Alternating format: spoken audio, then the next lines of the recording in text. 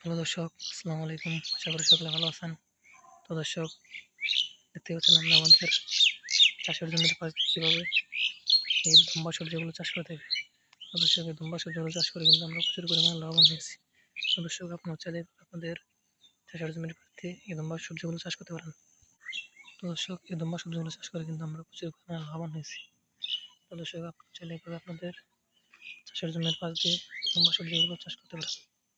তো দর্শক, দেখতে পাচ্ছেন কিন্তু আমরা আমাদের এই দুম্বা সবজি গাছের জন্য কিন্তু একটি বিশাল একটি জানালা তৈরি করেছি। তো দর্শক, দেখতে পাচ্ছেন কিন্তু আমাদের দুম্বা সবজি গাছগুলো কিন্তু আস্তে আস্তে জানালার উপর উঠে গেছে।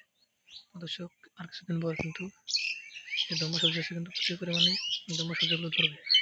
তখন কিন্তু আমরা সেগুলো নিয়ে বাজারে বিক্রি করবো এবং পাশাপাশি কিন্তু আমরা নিজেরাও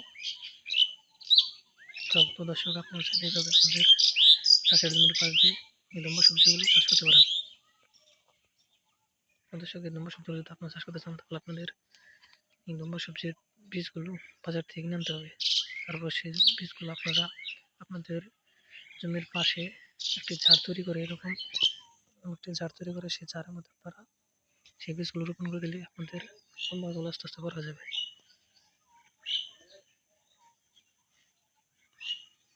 দর্শক, তারপর কিছুদিন পর আপনাদের গাছগুলো যখন বড় হয়ে যাবে তখন কিন্তু সেই দুম্বা সবজি গাছ প্রচুর পরিমাণে দুম্বা সবজিগুলো ধরবে। তখন সেই সবজিগুলো আপনার সেই দুম্বা সবজিগুলো আপনারা বাজারে নিয়ে বিক্রি করতে পারবেন, অবশেষে আপনারা নিজেরাও খেতে পারবেন। তো দর্শক, আমাদের ভিডিও যদি আপনার একটু ভালো লেগে থাকে তাহলে অবশ্যই চ্যানেলটি সাবস্ক্রাইব করে দেবেন, একটি লাইক করে দেবেন।